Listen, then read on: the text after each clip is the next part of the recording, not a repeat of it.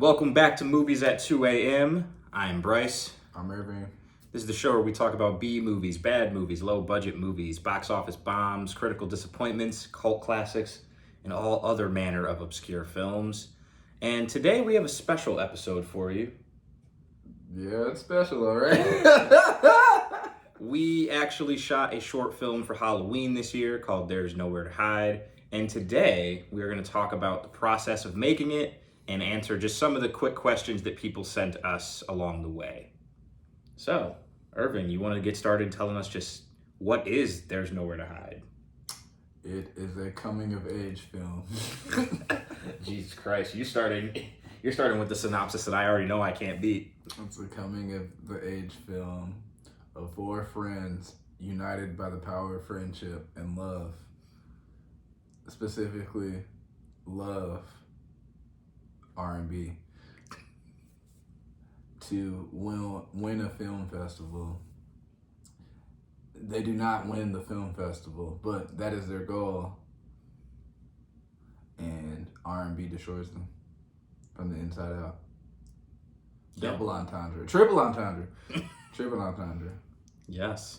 So we shot this over the course of two days at Irving's dad's house in Detroit. We at first had a completely different idea, similar premise, but basically we wanted to shoot at a vacant house. And then when that fell through, we were like, let's just pivot. And we were like, oh, we could just make that pivoting part of the movie itself. So obviously neither of us are professional filmmakers. Speak for yourself. I got a Supreme hat on. I'm a professional. Yeah. But yeah, we wanted to do something fun. We actually shot a short last year and learned a lot about what not to do from that experience. Yes, Who Shot Ya, a movie about... Coming to Tubi near you very soon. Let's not say very soon because we gotta reshoot it. I don't want to reshoot it. We'll reshoot it. Have you seen what's on Tubi? Yeah, but we made a short film, Who Shot Ya? It's all about a super anti-vax Hotep dude who gets chased around by someone trying to give him the vaccine for COVID. So, yeah, it was fun. We shot that in like a day and a half? Not even. Yeah, day and a half. 2 days. Yeah, and it was a lot of fun. We realized... I got food poisoning. I got food poisoning last year shooting and got COVID this year shortly after editing, so... Filmmaking. We need to stop making films. My body can only take so much. Filmmaking might be the death of Irving. I lost 10 pounds both times from the Jesus food poisoning Christ, and really? the COVID. I didn't realize you lost that much this time around. I'm for real. Everyone's like 10 pounds. What 10 pounds do you have to lose? 170 to 160. Jesus. Yeah. I haven't been 170 since high school. Maybe you should catch COVID. I need to knock on wood. I'm not trying to get COVID. Fuck all that. Yeah. But yeah, man, tell me when we were shooting, obviously we were shooting at your dad's house. We were shooting in a really nice neighborhood. How did you figure out like where we were going to actually shoot this thing? Well, like I said, my cousins bought that property, the vacant house he's referring to earlier, and coordinating all of that of course we needed Tay and Donald's help to even make it possible. Shout out to Tay and Donald. Shout out to Tay and Donald. So it just didn't make sense. And it's just like, oh, okay, like what's the easiest route to make this a possibility? We're getting closer and closer towards Halloween. It's like we want to make this a thing. So just like our project last year, Who Shot Ya, a day and a half and then, maybe a week of editing, so to speak. So it's like, oh, I live in not a spooky ass house. I live in a beautiful neighborhood, like you said, Woodbridge, but at the same time, I was like, this attic is really kind of creepy. The attic was hella creepy. And this basement had potential to be creepy. There was a lot of stuff going on down there. And shit, literally.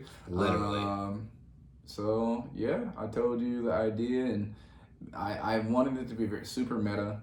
Because, of course, I live there, and I know all the shit that's in my house, or my dad's house, rather.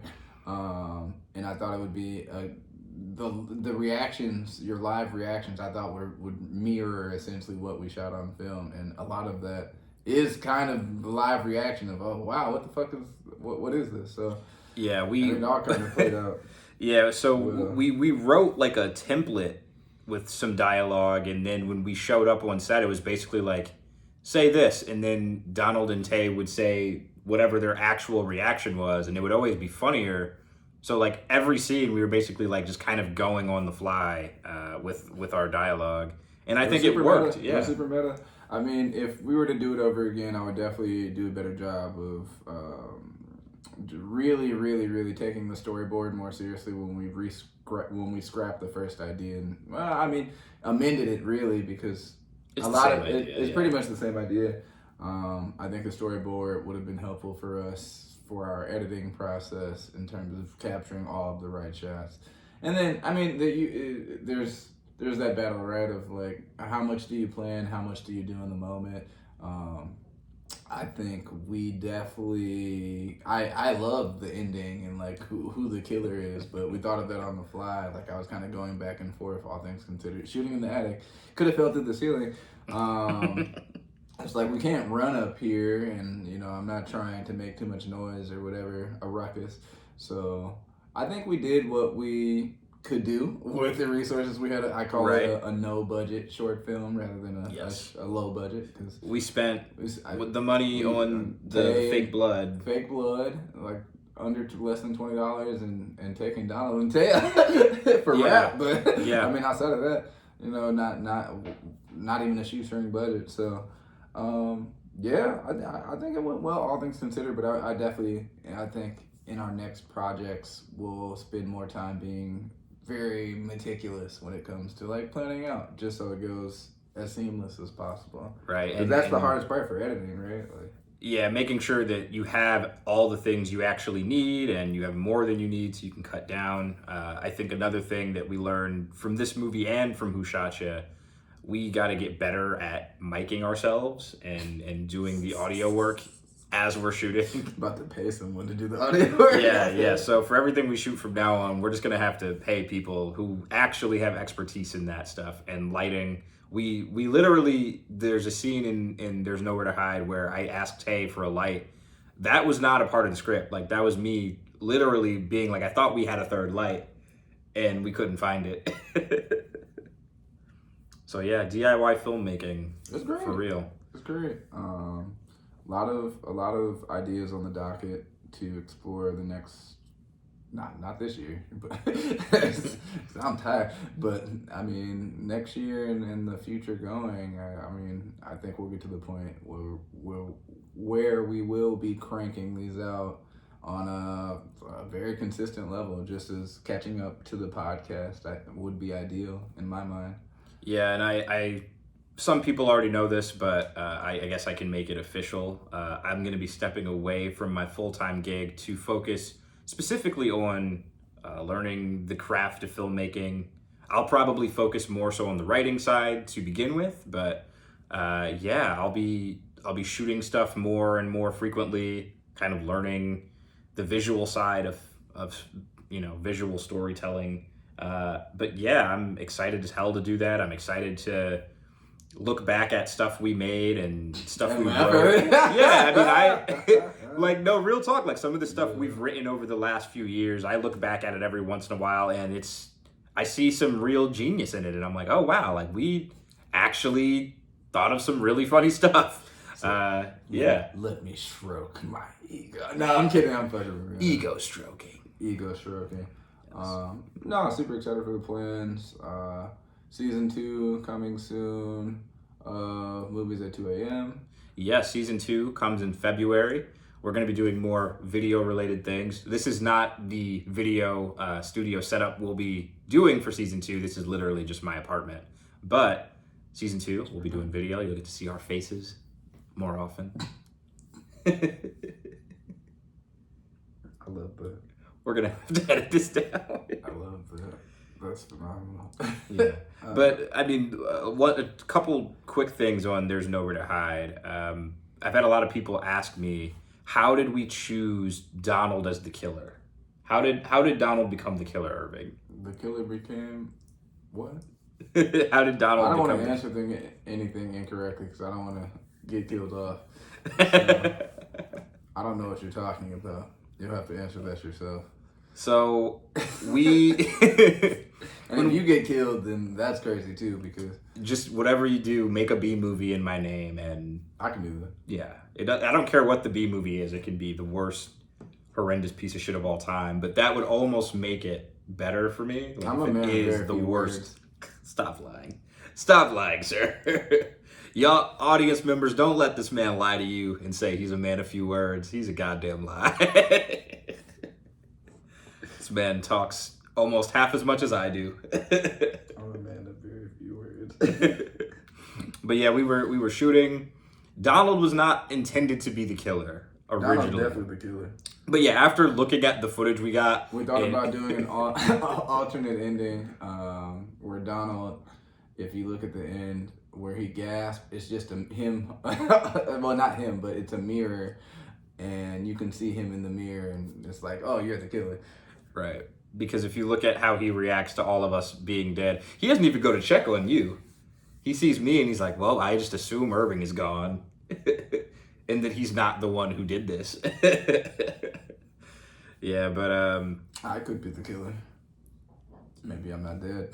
I'm just saying, you never know. You never know. Yeah, there's always room for a sequel. You know how horror movies are. Yeah. But I did want to ask you, what was your favorite scene in the movie? I think I know, but I just had to ask. What was your favorite scene to shoot, I should say? To shoot? Yeah. Probably Ted dying. Smoking that black and mild.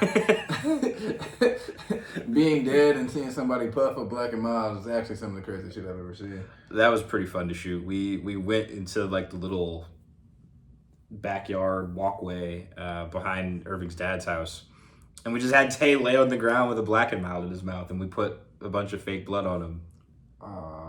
And then I don't know, Donald on the toilet was pretty funny. That was my favorite for sure. Donald with holding up different books, looking for Waldo in the Where's Waldo book.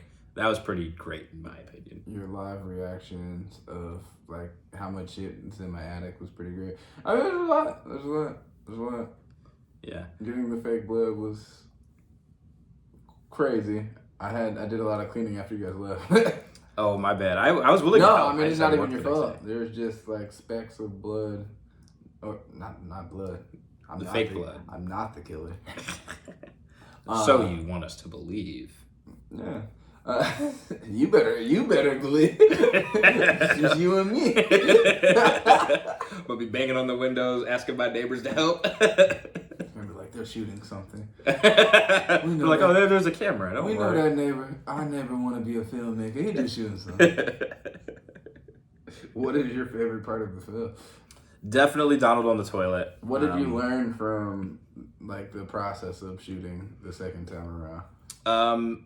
Yeah, so I think the thing that I learned from this time as opposed to when we did Who Shot Ya was don't eat Lafayette Coney Island after. Yes, don't eat Lafayette Coney after a day of shooting, or before a day of shooting, or during a day of shooting, whichever order you want to go. We got all the footage we needed. We ended up we went to Lafayette Coney after we finished shooting Who Shot Ya, and then we realized that we had one last thing to shoot at night, so we left there and shot the scene of me on the ground at like 2:30 in the morning. It'll be released. Yeah, one day we'll release it when we're famous enough to live with that being on our resume. I'm gonna release it. Yeah, and any idea of what you want to shoot next? I want to do a web series, which would be hilarious, like Curb Your Enthusiasm style. I think that'd be fun. I think that'd be very fun. I want to shoot something about superheroes as well. We've got that script. We've got that script coming. Mystery minute inspired, and some commercials. Some commercials will be fun. Doing another pop up, doing some commercials for that would be cool. Yeah. What about you? I definitely want to shoot some horror movies. Just because you're a sick fuck. Yeah, I want to shoot some horror stuff. Like he said, the web series, we want to shoot that as well. So yeah, in the coming weeks and months, you'll be seeing more video content from us. You'll obviously get season 2 of the podcast. But this is just kind of our wrap up of season 1. There's a lot of movies that we wanted to talk about that we didn't get to, but don't worry, they are coming in seasons 2, 3, 4, 5, and beyond. Yeah, more to come. Yeah. And for Movies at 2 a.m., I'm Bryce. I'm Irving. Peace.